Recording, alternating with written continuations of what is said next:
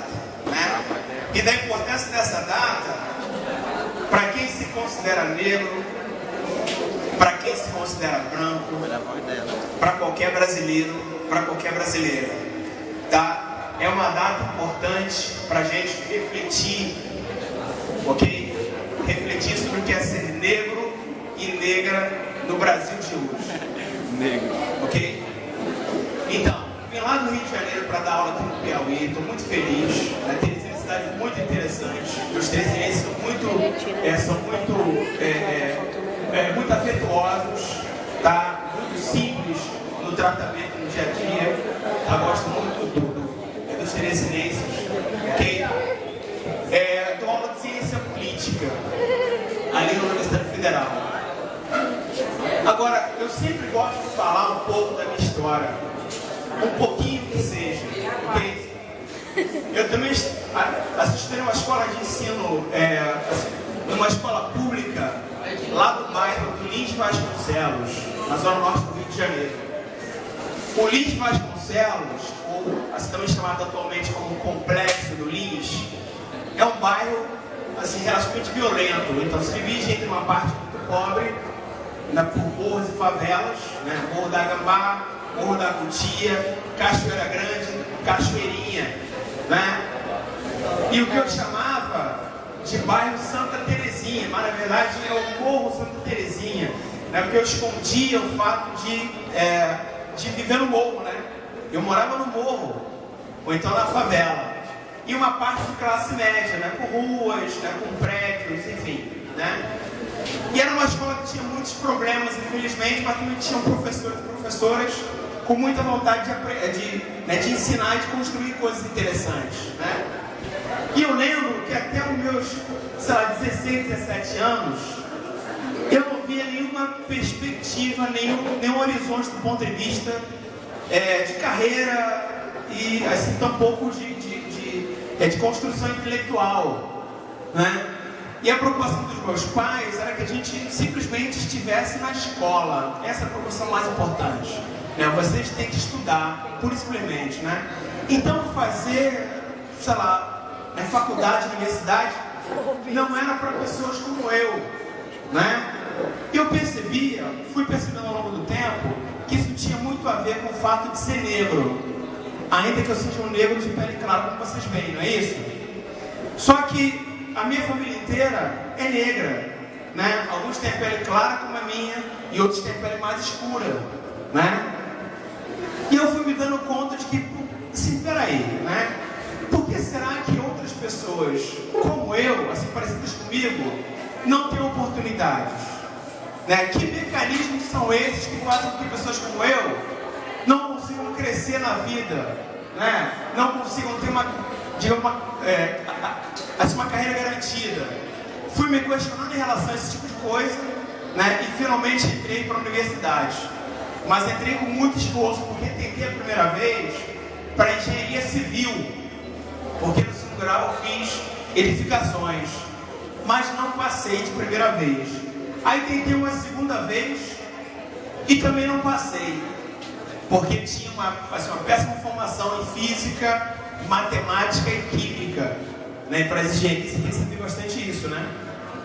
Aí no pré-vestibular eu me dei conta que eu gostava mesmo era de debater, discutir e entender as questões sociais, né? Ou seja, é de que eu tinha uma vocação mais sociológica do que necessariamente para as ciências exatas, né? Aí finalmente tentei para a sociologia, né? Para as ciências sociais, lá na Universidade do Estado do Rio de Janeiro. Também não passei. Aí tentei no segundo ano. Aí também não passei. Aí teve uma reclassificação, né? Ou seja, que é aproveitamento de vagas. A segunda reclassificação também não passei. A terceira reclassificação, aí na quarta eu já estava quase me matando, né? Tipo, sou burro mesmo, né? Não estou passando em nada. Aí na quarta reclassificação eu finalmente entrei para fazer ciências sociais.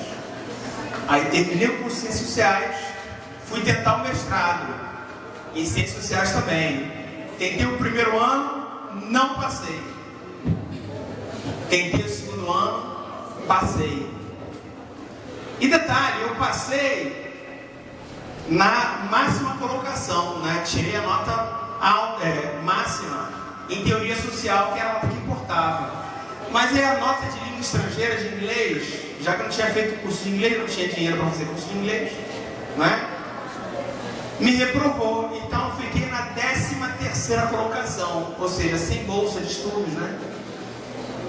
E aí eu tive um mês para poder recuperar essa nota, né? E aí estudei pra caramba durante esse um mês, no inglês, e aí finalmente consegui entrar no programa, né? Enfim, foi um mestrado muito difícil, mas fiz mestrado. Aí depois o doutorado já foi mais fácil para mim, né? E aí fiz doutorado durante 4 anos, com estágio no exterior, lá nos Estados Unidos, né? Também cheguei lá nos Estados Unidos sem falar inglês, fui na cara e na coragem, literalmente, né? Então passei muito perrengue, paguei muito mico, né? Porque, enfim, eu não tinha como me comunicar com as pessoas, né? Eu sabia ler, assim, os textos em inglês, mas uma coisa é você ler inglês, uma outra coisa bem diferente é você falar aquela língua, né? Falar essa língua. Mas enfim, consegui concluir, né? Hoje eu falo um pouquinho de inglês, não tanto como eu gostaria, mas falo um pouco de inglês, leio bem, né? Mas essa é a trajetória de alguém que não acreditava em si mesmo, né? Eu lembro que, por exemplo, lá na 8ª série, eu fiquei em recuperação em língua portuguesa. A professora minha falou assim: Márcio, você tem condições, cara, de passar. Eu falei: pô, não tenho. Eu, sei lá, eu sou burro. Não, você não é burro, você tem condições. Aí ela falou assim: faça uma redação aqui. Aí me deu um tema lá que eu não vou lembrar agora. Aí eu fiz a redação. Ela leu e falou assim: não tá bom. Puxa vida. Ela pegou e rasgou a redação. Faça de novo. Aí eu, puxa vida, aí fiz de novo a redação, né? Ela ainda não tá bom, mas melhorou um pouquinho. Eu sei que eu fiquei nessa durante 6 vezes. Na 6ª vez ela falou assim: Márcio, agora finalmente você tem uma redação nas suas mãos. Aí foi nesse momento exato, eu falei: caraca, eu posso. Olha que interessante. Por que eu estou contando essa história? Porque isso tem a ver com as nossas histórias, ou então com a história de vocês também. Em muitos momentos, muitos de vocês passam a acreditar que não podem.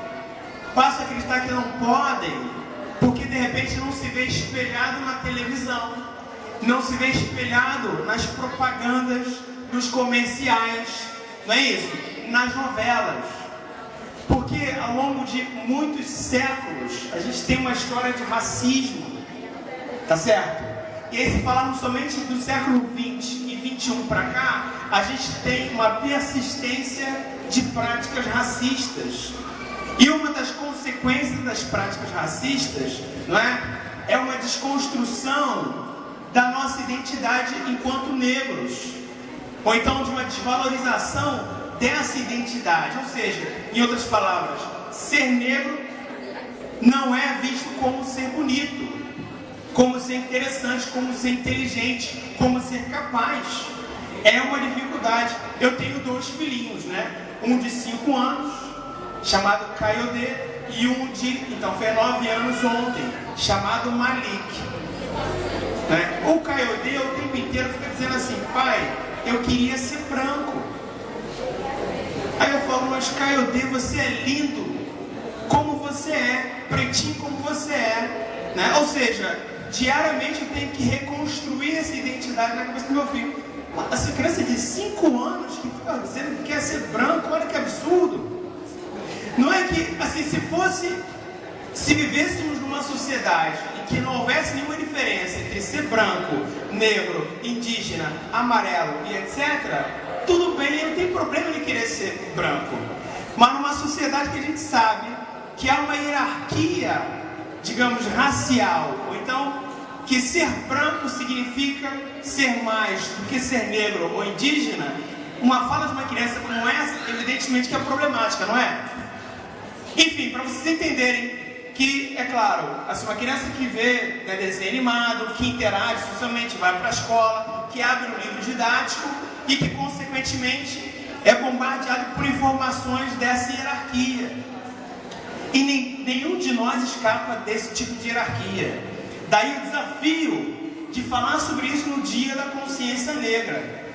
não é para que nenhuma pessoa que se vê aqui como branca fique constrangida, porque a identidade branca também tem que ser afirmada, ela tem que ser positivada, não em detrimento das demais, é claro.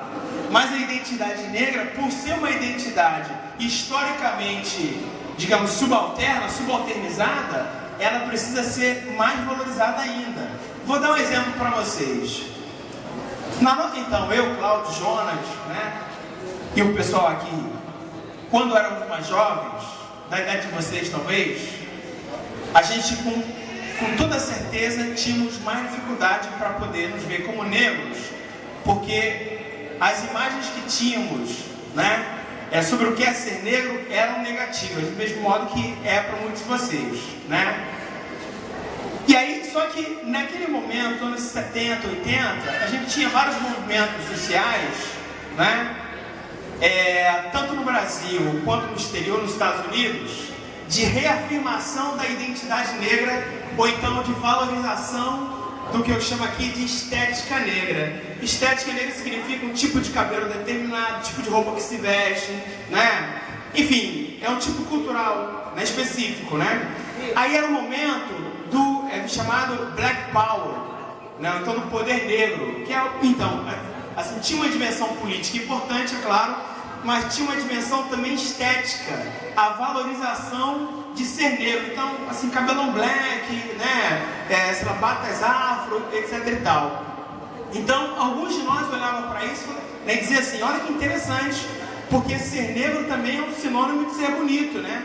Tanto que havia um slogan, né, chamado negro é bonito, black is beautiful, né? Negro é bonito também. Exatamente para fortalecer a ideia segundo a qual ser negro também é ser bonito. Assim, uma coisa que deveria ser óbvia, mas devido ao racismo não era óbvio, tá certo? Aí, essa revalorização de uma estética negra voltou agora no final dos anos 90, ao longo dos anos 2000, né? É por isso que muitos de vocês, negros e negras, ou não negros, brancos e tal, pode, por exemplo, usar trancinhas afro, de um cabelo black power, né? E ter orgulho disso. Por quê? Porque tem toda uma história em torno dessa revalorização de uma estética negra.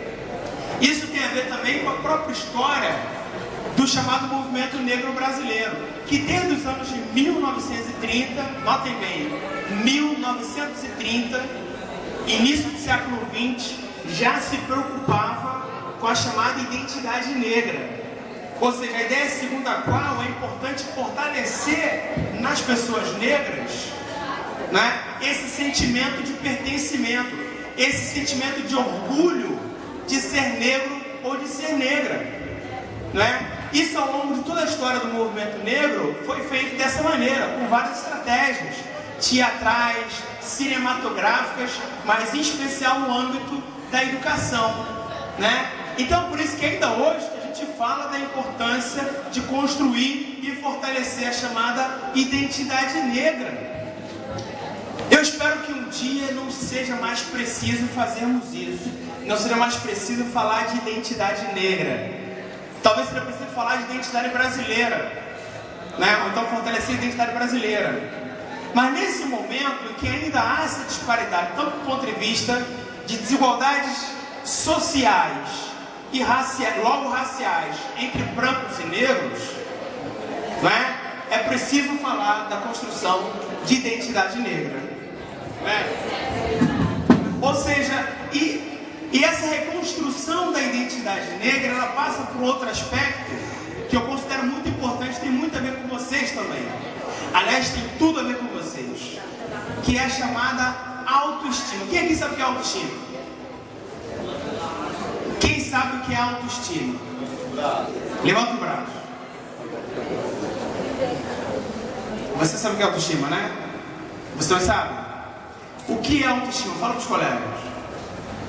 Não, assim, nas suas palavras, pode falar. Fala aí. Eu acho que a pessoa confiar em si mesma. A pessoa confiar que ela é capaz de fazer alguma coisa que ela faz.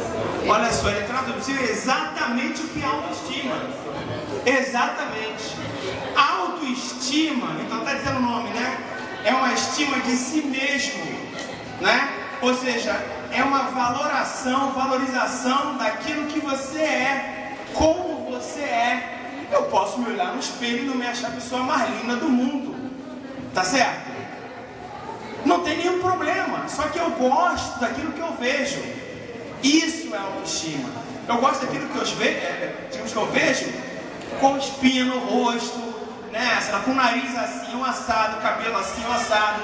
Não importa como eu sou, o que importa é que eu me olho no espelho e gosto daquilo que eu vejo, né? E valorizo aquilo que eu vejo. O problema é que, devido a esse tal racismo, né? As pessoas negras, em especial crianças e jovens negros como vocês, ou então a maioria de vocês, sofrem um processo dilacerante, constante, de desconstrução ou desvalorização da autoestima. E, em outras palavras, há aqui um problema, né, muito comum, então, não somente aqui em Teresina, no Piauí, mas no Brasil inteiro, garanto para vocês, de baixa autoestima entre jovens negros e crianças negras. Citei o caso do meu filho, não citei? Não é isso? Ou seja, essa dificuldade de se olhar no espelho e gostar daquilo que se vê. Por isso que é fundamental refletir em torno disso, né? Não é ninguém se iludir achando que é mais bonito do que o outro. Não estou falando de beleza de capa de revista, percebe? Não é beleza de capa de revista. Eu estou falando de autoestima, é algo muito mais importante do que ser belo ou do que ser bela. Eu estou falando de uma beleza que é, por assim dizer, interior. Uma beleza que é constitutiva, que me faz ficar de pé. Porque quando a gente não tem essa autoestima bem consolidada, a gente fica frágil enquanto pessoa, notem bem, e a gente fica frágil enquanto grupo de pessoas. Então tem muitos casos no mundo afora em que as pessoas se sentem desprezadas por serem o que são. Querem exemplo? Palestinos, por exemplo, sírios, né? São povos oprimidos, né?